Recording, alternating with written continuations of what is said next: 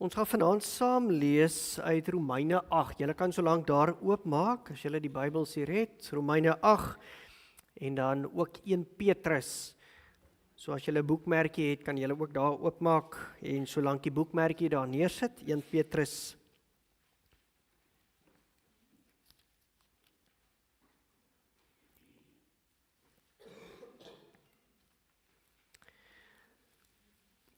Nou, ons het die laaste tyd saam gereis. Ek weet Kenneth het vir ons afgeskop met die vraag, wie is die Heilige Gees? En toe het ons gister daai vraag bietjie verder gevat om te vra, maar goed, wat doen die Heilige Gees?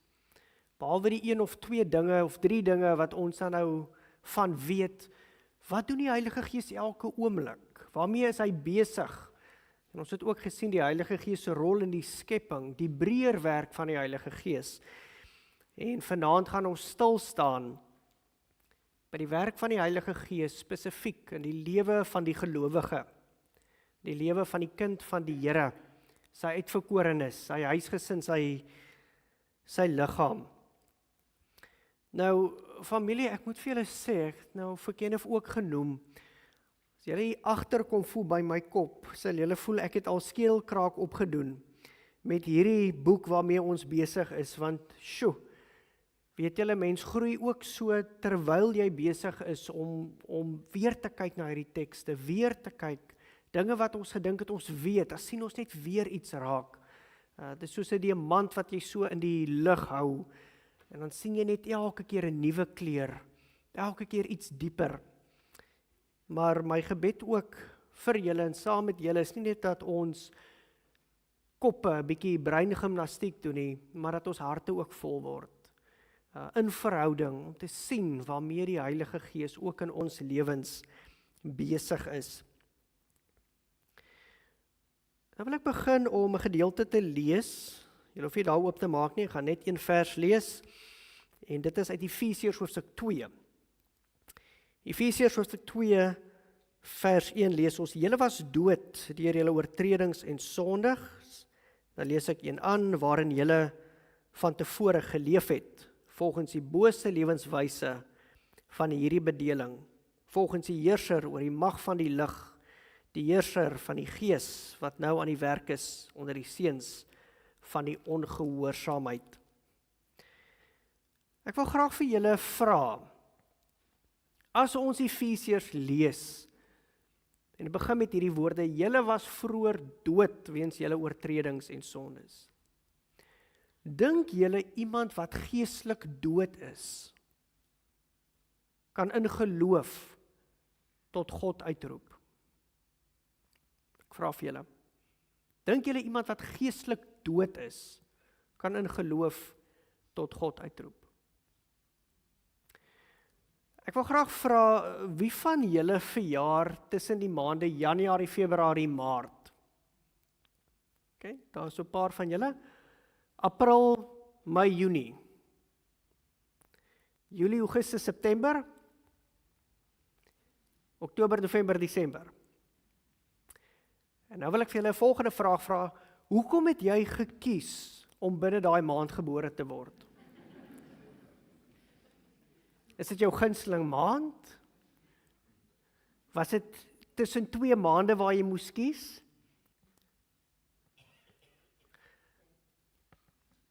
Wanneer ons besig is om te kyk na die werk van die Heilige Gees, sien ons dat ons wedergebore word vanuit die Heilige Gees. Net soos daai babietjie nie kon kies om gebore te word nie. So wonder ek, saam met julle, of iemand wat eens dood was, as gevolg van sy oortredings en sondes, Romeine vat dit verder, wat in vyandskap teenoor God geleef het, so 'n persoon gekies het, om in die Gees weergebore te word. Natuurlik nie. Want indien so 'n persoon gekies het om in Gees gebore te word, dan plaas ons vraagtekens agter genade. Want genade beteken nie een verdien dit nie. Romeine maak dit duidelik, nie een het die wil van God gesoek nie, selfs nie een nie. En dis hoekom R.C. Sproul die volgende sê, dat regeneration precedes faith. Dit is groot Engelse woorde, ek het my boeglam geskrik. Wat dit eintlik beteken, is om weergebore te word, gebeur voor geloof. Wat hy daarmee bedoel, is omdat ons weergebore is, uit God se loutere goedheid, uit sy genade, dat hy gekom het en gesê het, jy is myne. En ons hoor die waarheid. Het sy deur die woord, het sy deur die Heilige Gees se werking, deur die woord, die Heilige Gees se werking, deur ons broers en susters se geloof, deur prediking, word die feit dat ons weergebore is in Christus, word dit omgesit in geloof, 'n uitroep. Soos 'n kindjie wat gebore is, skree. So roep ons uit na ons Vader, in geloof. Maar voordat ons te trots raak, moet ons mekaar sê op hierdie punt, dat dit ook nie eers uit ons uitkom nie. Ons het nie gekies om weergebore te word nie. Die Here het ons gekies, toe ons hom nie gekies het nie. Ons het nie gekies om uit te roep, Abba Vader nie. Die Heilige Gees het dit in ons bewerk om dit uit te roep. Ek wil graag vir julle wys in Romeine 8, vers 15.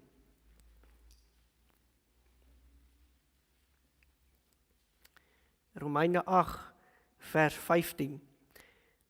Julle het immers nie 'n gees ontvang wat verslawing bring, sodat julle weer bang hoef te wees nie. Nee, julle het die Gees ontvang wat bevestig dat ons tot kinders aangeneem is en deur hom roep ons Abba Vader. Hoor mooi, deur hom roep ons Abba Vader. Deur hom word ons weergebore, 'n tweede Genesis. God wat skep, ons word nuut geskep.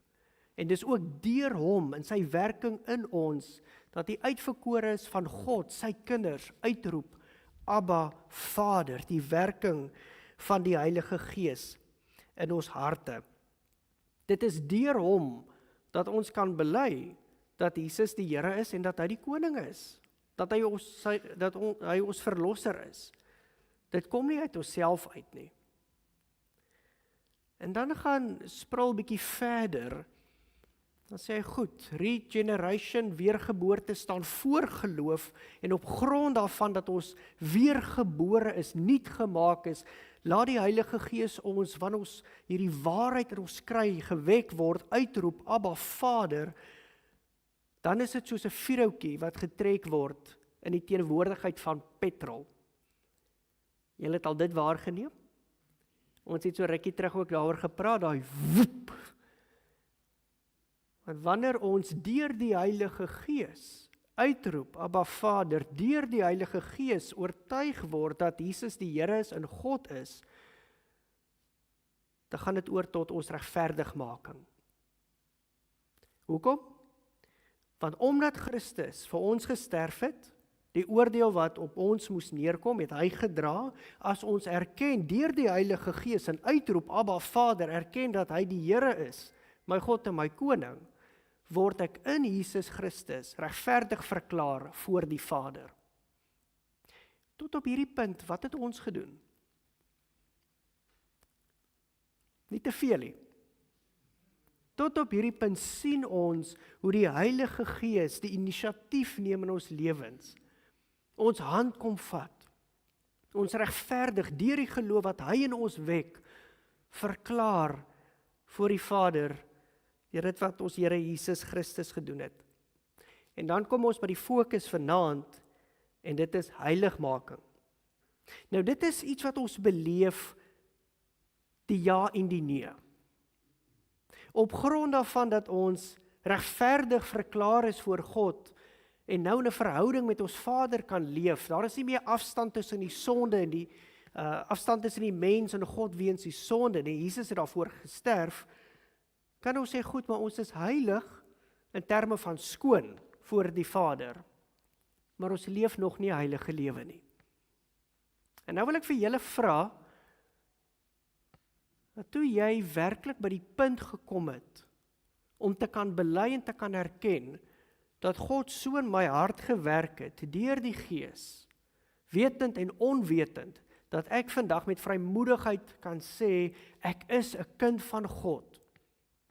Julle onthou daai dag dalk in julle lewens? Het jy toe op daai oomblik 'n perfekte lewe gelei, nie een voetjie verkeerd gesit nie? Natuurlik nie. En dis waar die Heilige Gees kom en sê, goed, jy is inderdaad 'n kind van God, maar nou gaan ek hierdie pad saam met jou stap. En ek gaan vir jou wys, watter ding in jou lewe hoort nie by 'n kind van God nie. En watter ding in jou lewe behoort jy as 'n kind van God op te fokus en aandag te gee. Dit is heiligmaking. Ek wil graag vir julle 'n teks lees. 1 Petrus 1 vers 13 tot 16. 1 Petrus 1, 13 tot 16.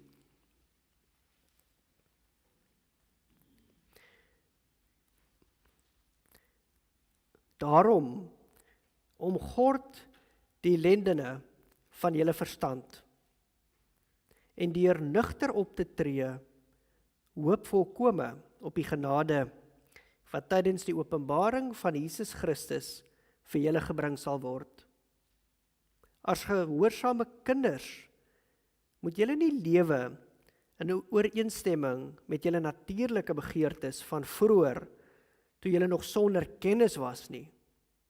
Inteendeel, soos hy wat julle geroep het, heilig is, moet julle in julle hele lewenswandel heilig wees. Daarom staan daar geskryf, wees heilig, want ek is heilig. Nou, in die gemeente het ons, ek dink nie lang gelede nie al, bietjie oor hierdie tema van heiligheid gepraat. En ons het vir mekaar gesê, heiligheid ten diepste gaan daaroor, dat jy anders is. Hoekom? Want God is anders. God is 3 maal heilig, daar is niemand soos hy nie, hy is totaal en al anders. En daarom kan 'n ware kind van God, een wat uitroep Abba Vader, deur die Gees van God wat dit in hom bewerk, een wat oortuig is, dat hy regverdig gemaak is voor die Vader, deur die bloed van Jesus Christus, kan nie lyk soos 'n kind van die wêreld nie. Ons deel dieselfde ruimte waarin ons leef, maar ons is op pad op 2 baie verskillende paadjies. Nou hierdie teks wat ons nou gelees het ons die woordjie raak gelees, omgord. Julle het hom raak gelees? Omgord. Die 2020 vertaling. Nou, die prentjie wat in ons koppe moet opkom, en dis nou wat die slim mense ons mee help, wat nou al hierdie geskiedenis ken, die kommentare. Hulle sê daai tyd se mans het mos nou langer klere gedra. En so was dit gewees dat hierdie klere, of hierdie kleed het gewoonlik so net bo die enkels hang, terwyl hulle gewerk het en besig was met hulle alledaagse dinge. Maar sodra iemand in so 'n dorpie in hardloop, of gemeenskap en sê, hier's groot gevaar, julle moet reg staan, dan het hulle hierdie linne opgelig, hierdie kleed, en hulle het hom hier vasgebind, laat hy net hier bo die knie hang. Hoekom? Hoekom dink julle? Kan hardloop en paraat wees en maklik kan beweeg en kan klim en kan te kere gaan. En so hoor ons hierdie woordjie, dit laat dink ons ook natuurlik in Efesiërs 6, daai volle wapenrusting wat ons moet aantrek, nou omgord ons. Laat ons daaraan dink dat hierdie proses van heiligmaking, die Heilige Gees wat besig is om saam met ons op pad te wees, om ons te verander, te vernuwe, anders te maak. Dit is nie net hierdie emosionele wipplank van, dis te wonderlik in die musiek en die ligte en ek gaan in absolute vervoering nie. Dit is iets wat 'n doelbewuste besluit is. Dit is denke wat moet vernuwe. Ek moet anders dink, want ek is nie meer van hierdie wêreld nie. Dit is inspanning, dit is volharding, dis fokus, dis konsentrasie, om besig te wees met die dinge van God en dit wat God eer, al voel ek dit nie altyd nie. Ons 'n rede hoekom die woord ons waarsku, pas op maar vir die hart. Die hart mislei ons baie maklik, want ons soek daai emosie as 'n bevestiging. Hierdie proses van heiligmaking, soveel meer as dit. Dit word ook ons wese. Ons is kinders wat saam met ons Vader, saam met Jesus, saam met die Heilige Gees op reis is. Hierdie denke wat moet vernuwe, moet nuut word. Ons praat van bekering. Bekering ten diepste gaan daaroor dat ons denke, hoe ons dink, hoe ons redeneer oor goed, verander, vernuwe. En so is babiekies wat op 'n kol as hulle gebore word, seker ergens baie lus raak vir melk en dan verskriklik skree as hulle dit nie kry nie. So word kinders van die Here wat op pad is en besig is met hierdie proses van heiligmaking, ons hele lewenslank, roep ons uit na 'n hongerte vir die waarheid. Is net nie so nie. Nou ongelukkig in hierdie wêreld en wêreldse dinge is daar altyd 'n generiese weergawe van die waarheid. Hy is die waarheid, maar hy so bietjie gebuig. Ek onthou toe ek op skool was, toe het van die ouens nou sommer hierdie hempies en broekies en die tipe van goed gekoop by die stalletjies en sokkies. Dan is dit nou nie Puma nie, dan is dit nou Puna. Of dis nou Puma, maar die Puma wat spring het nou 'n oogie by, of die stertjie buig nou aan die ander kant toe. Of dis nou nie Adidas nie, dis nou Abibas of iets soos dit. Die wêreld staan altyd reg met 'n generiese weergawe van die waarheid. Wat sal vir jou werklik gelukkig maak? Wanneer sal jy tevrede wees? Wanneer sal jy vervulling beleef? Hier is 'n ander roeping vir jou wat net so bietjie beter inpas by die wêreldse prentjie en die wêreldse droom vir jou. Nie noodwendig waarmee God met jou besig is nie. Nou wanneer ons dan vir mekaar sê, maar ons beywer onsself, as kinders van die Here, as geloofsgemeenskap, ons honger na die suiwer geestelike melk, na die waarheid. Ons soek nie generiese weergawes nie. Ons soek nie gimmicks nie, ons soek waarheid. Dan het ons sekerlik 'n onderwyser nodig. Nou dis so waar wat Kenneth ook genoem het, dat die beelde wat ons dikwels gebruik vir die drie eenheid of vir God, dis almal skiet tekort. Daar is nie een beeld wat perfek is vir hom nie. Ons gebruik maar mensetaal om te probeer verduidelik. Maar wanneer ons dink aan die Heilige Gees as 'n onderwyser, wat vir ons leer wat die waarheid is, dan beteken dit by implikasie dat die Bybel sy handboek is. Dink gou vir 'n oomblik daaraan. As die Heilige Gees die een is wat ons leer, die onderwyser, vir ons leer wat die waarheid is, en hoe 'n lewe lyk wat 'n heilige lewe is, wat die Here dien, dan is die Bybel sy handboek. Wat noem ons die Bybel? Wat is 'n ander naam vir die Bybel? Wat is dit? Die woord van God. Is die Heilige Gees waarlik God? Dan is dit sy woord. So eenvoudig soos dit. En dit maak dat ons na die Bybel kyk vanuit 'n ander lens. Dis nie geskei van die Heilige Gees nie. Here, ek lees net gou Bybel, ek gaan nou my verhouding met U herstel, ek is net gou hier besig. Familie nee. As ek 'n Griekse handboek uitdeel hier in die gemeente, ek weet nie of hier iemand is wat Grieks kan uitlê nie, dan het ons sekerlik ook iemand nodig, 'n professor wat Grieks verstaan en dit kan verduidelik. Waar in die wêreld sal ons dan nou vir daai professor sê, ekskuus, ons wil net gou self sukkel en kyk of ons nie iets hiermee kan regkry nie. Die Heilige Gees in die woord van God, in die proses van heiligmaking, in die proses om ons so te verander en aan te raak, om meer en meer na die gestalte van Jesus te lyk. Om meer en meer te lyk na daai aanvanklike beeld wat hy wou gehad het ons moes wees, die aanvanklike verteenwoordiger van hom wat hy wou gehad het ons moes wees. Ek vra dat ons erns maak met die woord van God, erns maak met die Heilige Gees. Nou ongelukkig sien ons deesdae dat daar vele pogings is om die Heilige Gees as God te skei van die woord van God. Waar sien ons dit raak? Die magdom valse leraars, die Gees het vir my gesê, dat julle moet elkeen maar vir my so ietsiekie by die deur gee na die tyd. Die Gees het vir my gesê, ons moet die kerk verkoop. Die Gees het vir my gesê, ek moet nou met daai ene trou of hierdie ene moet so maak.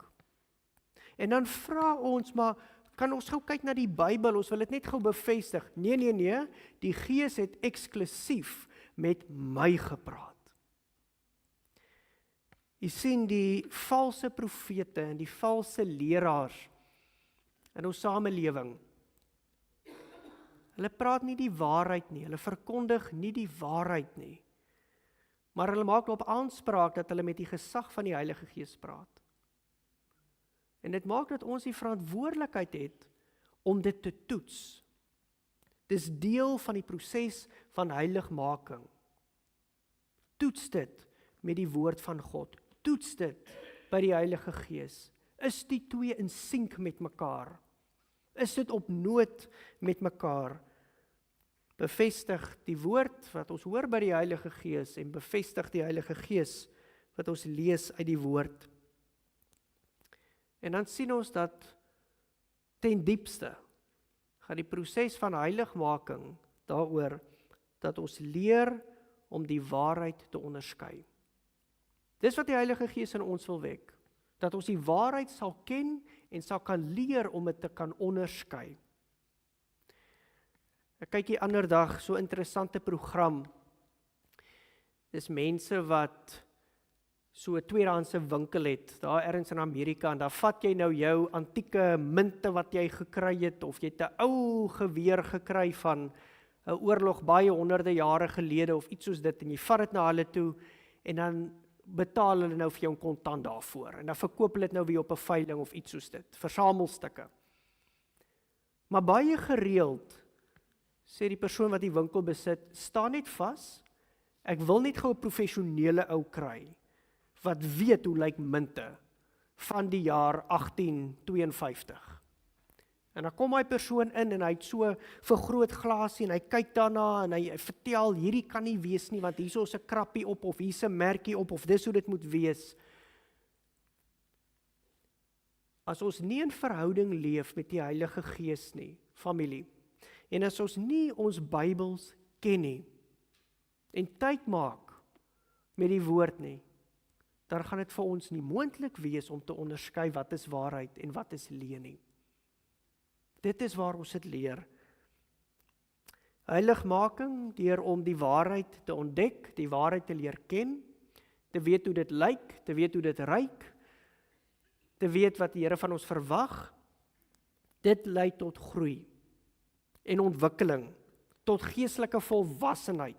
Suiwer geestelike melk lei tot 'n fris geestelike babietjie, want dis wat hy nodig het. En dis waar ons moet kom ook. Die Heilige Gees is nie hier om ons besig te hou en op te pas tot ons Here Jesus weer kom nie. Hy is hier om ons gereed te maak in die tye wat kom, te kan onderskei tussen valse profeet en waarheid. Ek wil hier na die einde toe graag na 3 punte verwys waarheen die heiligmaking lei. En hoe lyk dit in ons lewens wanneer ons die Heilige Gees toelaat om hierdie pad met ons te stap? Selfs al vra dit lyding en moeilike tye, selfs al vat dit tyd om te onderskei, selfs al maak ons foute. Heiligmaking ten diepste lei tot 'n nuwe bewussyn. Dink gou 'n bietjie daaroor. 'n Nuwe bewussyn, of 'n nuwe bewustheid. So voorheen, toe ons nog dood was, ou sondige mense, toe ons rondgelei word aan ons neuse deur als van hierdie wêreld, waarvan was ons bewus gewees? Ek was bewus van hoeveel ek in my bank het, ek was bewus van my drome, ek is bewus van my planne, wat ek wil hê, ek is bewus van my begeertes, wat vir my lekker gaan wees. Ek is eintlik maar net bewus van myself. Ek is selfsugtig, selfgesentreerd. Heiligmaking bring ons by hierdie punt, dat ons bewus is van die dinge waarmee God besig is. Dat ons bewus is van dinge wat vir God saak maak. Hierdie nuwe bewustheid gee vir ons nuwe oë, nuwe ore, nuwe harte, nuwe denke. In plaas dat ek dink hoe ek hierdie toring van Babel gaan bou om vir myself 'n naam te maak, dink ek eerder hoe ek 'n kruis kan plant in hierdie dorp, dat mense moet sien hulle verlosser leef. Nuwe oë. In plaas dat ek kan sien, hierdie persoon kan bietjie uitby daarso. Verander my oë, hierdie persoon het hulp nodig. Ons kan bietjie bystand bied en help. Die tweede een waarheen dit ons lei na nuwe bewustheid of bewussyn is 'n nuwe oortuiging. 'n Nuwe oortuiging van die waarheid. En dis hier waar die Heilige Gees ons dan in die hand kom vat en kom oortuig van die dinge waarvan God nie hou nie. Het jy al so iets beleef? Dat die Heilige Gees jou oortuig van die dinge waarvan God nie hou nie. Nou dis nie 'n lekker een nie. Here, moet ek regtig hierdie ding agterlaat? Kan dit nie maar saamkom nie, Here? Ons kan dit in die venter trailer hier agter sit en net saam sleep nog so 'n paar kilometer. Dit oortuig ons van ons roeping, wat die Here van ons vra, van waarheid en van waar ons fokus behoort te wees. En dan die laaste een is ons gewete. Hoe het ons gewete gelyk voordat die Here hierdie pad van heiligmaking met ons begin stap het? Hoe het jou gewete voorheen gelyk? Hoe het ons gewete gelyk toe ons nie die Here geken het nie, nie geweet het wat waarheid is en wat goedheid is nie. Dis maar 'n gewete wat ons dikwels gesis het. Ja, maar hierdie een het dit aan my gedoen en toe doen ek dit sommer aan hom ook. Ja, maar as jy weet wat daai ene doen, dan sal jy nou nie vir my so kwaad wees omdat ek so gemaak het nie. Ja, ten minste is ek eerlik oor die dinge wat ek doen. Ek weet dis nie reg nie, maar ten minste steek ek dit nie weg nie. Ek wil vir julle lees wat Martin Luther gesê het oor die gewete, the conscience. 'n Nuwe gewete wat gekweek word deur die proses van heiligmaking, die Heilige Gees wat in ons werk, is soos die volgende: a conscience held captive by the word of God. 'n Gewete wat gevange gehou word deur die woord van God. Alles wat ek doen, weeg ek op teenoor die woord van God en wat ek weet van God. Familie, waar is ons gewetes? Waar is ons denke? Ons oortuigings? Waarvan is jy bewus in hierdie oomblik? Ek wil graag vir julle geleentheid gee, dat as die Here op pad is met jou in die proses van heiligmaking, om vir hom te vra om voort te gaan. Vir hom te vra om nie die moeilike dinge te spaar nie, maar juis vir ons so te vorm en te maak, dat ons sal getuig van sy wil en van wie jy is. En die van julle wat al lank weggeskram het van hierdie paadjie wat die Here met ons wil stap. Ag Here, nie nou nie. Here, dis tog net so lekker in hierdie wêreld. Vra die Here om vandag vir jou die krag te gee, die oortuiging te gee, om hierdie reis saam met hom te begin. Kom ons sluit die oë.